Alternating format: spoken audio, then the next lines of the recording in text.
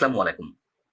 সেনাপ্রধান জেনারেল ওয়াকারুজ্জামান প্রধান উপদেষ্টা অধ্যাপক ডক্টর মোহাম্মদ ইউনূসের সঙ্গে বুধবার সাক্ষাতের পর থেকেই বিভিন্ন মহলে নানান ধরনের মানুষের মনে নানান ধরনের প্রশ্ন। কেন তিনি হঠাৎ করে প্রধান উপদেষ্টার সঙ্গে সাক্ষাৎ করতে গেলেন? তিনি কি বিশেষ কোনো ইঙ্গিত দিয়েছেন, বিশেষ কোনো বার্তা পৌঁছে দেওয়ার চেষ্টা করেছেন?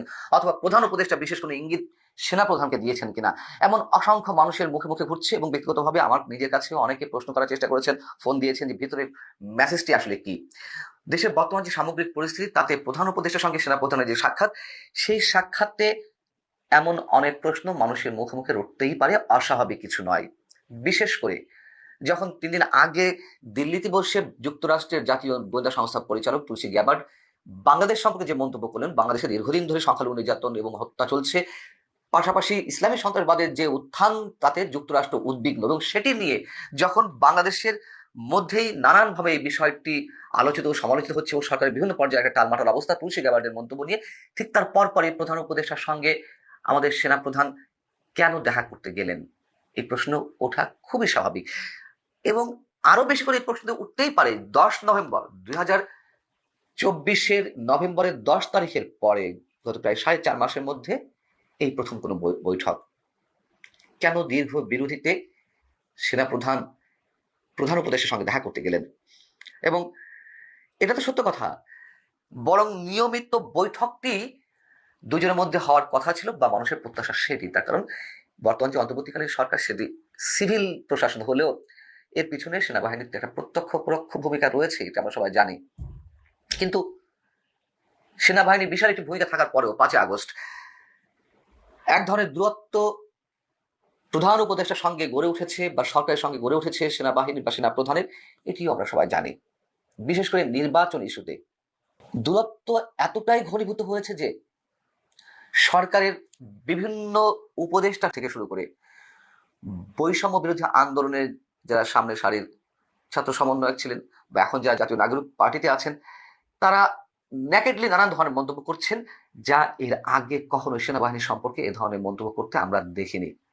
শুধু বৈষম্য বিরোধী ছাত্র আন্দোলন বা সাবেক ছাত্র সমন্বয়করাই নয়, ভুইফোট বিভিন্ন ধরনের সংগঠন যেগুলো সরকারের প্রত্যক্ষ পরোক্ষ কিংবা এই যে বৈষম্য বিরোধী ছাত্র আন্দোলনের নেতৃত্বে যারা ছিলেন তাদের প্রত্যক্ষ পরোক্ষ ভূমিকায় গড়ে উঠেছে, সেই সব ভুইফোট সংগঠনের অনেক কথিত নেতাদেরও আমরা ন্যাকেডলি সেনাবাহিনীর বিরুদ্ধে কথা বলতে শুনছি।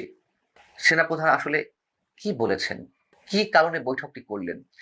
অনেকের মনে হতেই পারে যে গত সম্ভবত 3রা মার্চ অথবা 4ঠা মার্চ তিনি সেন্ট্রাল আফ্রিকান রিপাবলিকানে 3 দিনের সফরে গেলেন। সেখানে তিনি বিভিন্ন গুরুত্বপূর্ণ বিষয়ে বৈঠক করেছেন, দ্বিপাক্ষিক বিষয়, এবং সেখানে শান্তিরক্ষা মিশনে জাতিসংঘের শান্তিরক্ষা মিশনে বাংলাদেশের যে সদস্যরা কাজ করছেন তাদের কার্যক্রমও তিনি পরিদর্শন করেছেন।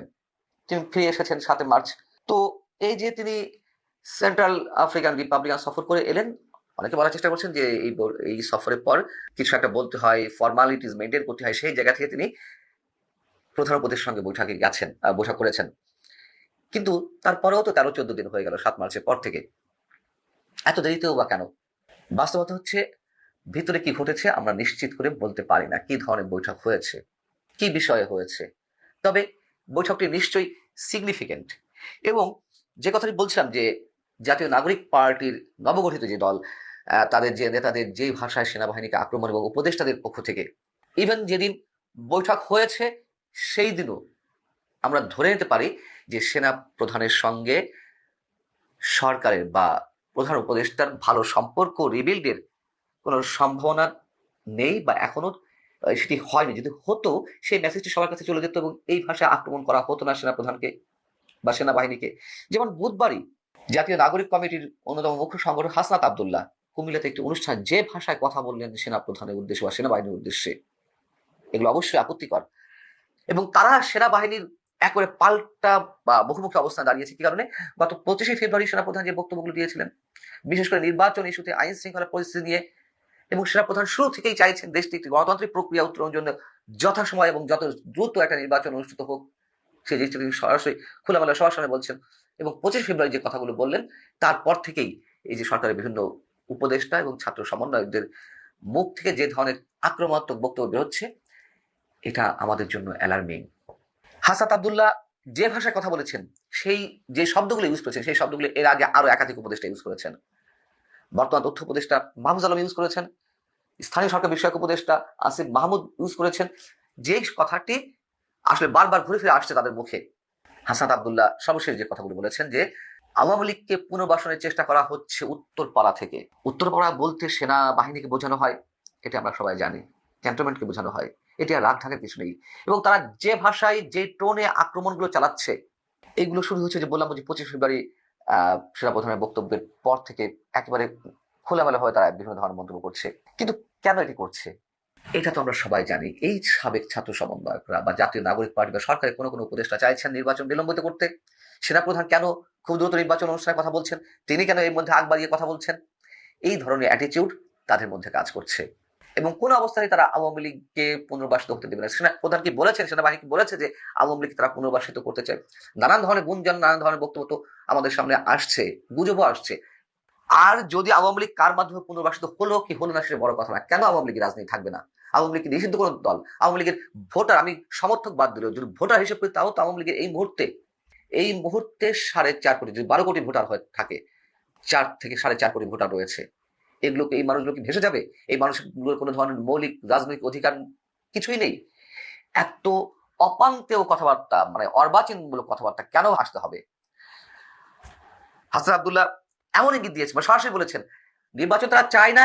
এটি যে কত গভীরে গিয়ে তারা ভাবনা চিন্তা করছে তাই স্পষ্ট দুজনের বক্তব্য। নাহিদ ইসলাম একই দিনে একই ধরনের বক্তব্য দিয়েছে। হাসনাত আব্দুল্লাহ বলছেন যে অন্তর্বর্তী সরকারের প্রতি আহ্বান থাকবে 5 থেকে 6টি ধাপে স্থানীয় সরকার নির্বাচন আয়োজনের মাধ্যমে প্রশাসনের স্বচ্ছতা পরীক্ষা করুন।